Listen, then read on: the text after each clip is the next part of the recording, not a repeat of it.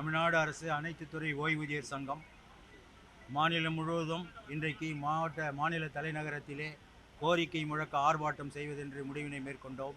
அதன் அடிப்படையிலே கன்னியாகுமரியிலிருந்து சென்னை வரை 38 மாவட்டங்களில் இருந்து 3000க்கும் மேற்பட்ட ஓய்வூதியர்கள் 70 வயதை கடந்த தள்ளாத வயதிலும் கோரிக்கையை வலியுறுத்தி முழக்கமிடுவதற்காக சென்னை நகரத்திலே திரண்டிருக்கிறார்கள். இந்த கோரிக்கைகள் அனைத்தும் நாங்கள் வைக்கிற கோரிக்கைகள் அல்ல. இது மாண்புமிகு முதலமைச்சர் ஸ்டாலின் அவர்களாலே தேர்தல் கால வாக்குறுதியாக கொடுக்கப்பட்ட ஒன்றைத்தான் நாங்கள் வலியுறுத்தி, முதலமைச்சரே நிறைவேற்றி, நீங்கள் கொடுத்த வாக்குறுதியை நிறைவேற்றி தாருங்கள் என்று நினைவூட்டுவதற்கான கோரிக்கை முழக்க ஆர்ப்பாட்டத்தை தான் இன்றைக்கு நாங்கள் நடத்தி கொண்டிருக்கிறோம். இதிலே குறிப்பாக 70 வயதை கடந்த ஓய்வூதியர்களுக்கு கூடுதல் ஓய்வூதியம் தருவேன் என்று சொல்லுவதை வழங்குவதற்கு எந்த தாமதமும் நியாயப்படுத்துவதற்கு காரணமாக அமையாது. அதே போன்று பழைய ஓய்வூதியத்தை பற்றி இன்றைக்கும் கூட சட்டமன்றத்திலே மாண்புமிகு நிதியமைச்சர் விரைவில் வழங்கப்படும் என்று அறிவிக்கிறார் என்று சொன்னால், அது ஏதோ காலதாமதத்தை மேலும் வலிவாக்குவதாகவே நாங்கள் பார்க்கிறோம். பொறுத்தது போதும், இனி தமிழகம் தாங்காது. அரசு ஊழியர்கள், ஆசிரியர்கள் இன்றைக்கு மாநிலம் முழுவதும் மாவட்ட தலைநகரங்களே இத்தகைய ஆர்ப்பாட்டங்களை, கோரிக்கை பேரணியை நடத்தி கொண்டிருக்கிறார்கள்.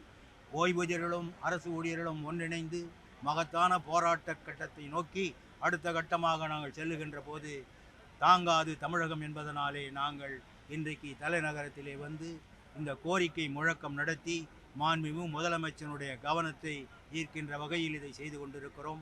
நிச்சயமாக இந்த கோரிக்கையிலே வாதாடுவதற்கோ பேசுவதற்கோ எதுவுமே இல்லை.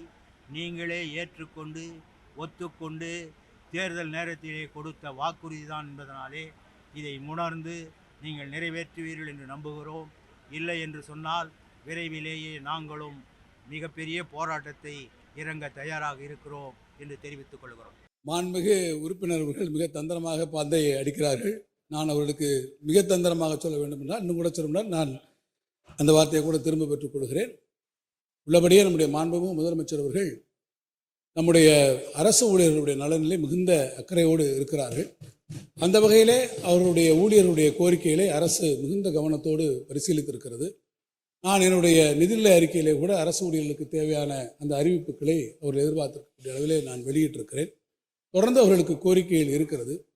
ஓய்வூதியத்தை பொறுத்த மட்டிலே அரசு ஒரு குழுவை இப்போது நியமித்திருக்கிறது. நம்முடைய மதிப்பிற்குரிய தலைமை செயலாளர் திருமிகு ககன்தீப் சிங் பேடி அவர்கள் தலைமையிலே ஒரு குழு ஒன்று அமைக்கப்பட்டு, இந்த குழுக்கான டேர்ம்ஸ் ஆஃப் ரெஃபரன்ஸ், கால வரையறைகள் தரப்பட்டிருக்கிறது. அந்த குழுவை குறித்தும் கூட பல்வேறு அரசு ஊழியர் சங்கங்கள், ஆசிரியர்கள் அரசுக்கு பல கருத்துக்களை தந்திருக்கிறார்கள். மாண்புமிகு நம்முடைய பொதுப்பணித்துறை அமைச்சர் அவர்களும் நானும் கூட அவரிடத்தில் பல முறை பேசியிருக்கிறோம். எனவே அரசும் மாண்புமிகு முதலமைச்சர் அவர்களும் அவருடைய அனைத்து கோரிக்கைகளும் மிகுந்த கவனத்தோடு அரசு தன்னுடைய கருத்தில் எடுத்துக்கொண்டிருக்கிறது. அவற்றை குறித்து நான் முதலமைச்சர் அவர்களோடும் பேசி, அவர்கள் கேட்டிருக்கக்கூடிய கோரிக்கை அந்த குழுவிலும் அதை குறித்து விவாதித்து, அது குறித்து உரிய நேரத்தில் சரியான முடிவுகளை அரசு மேற்கொள்ளும்.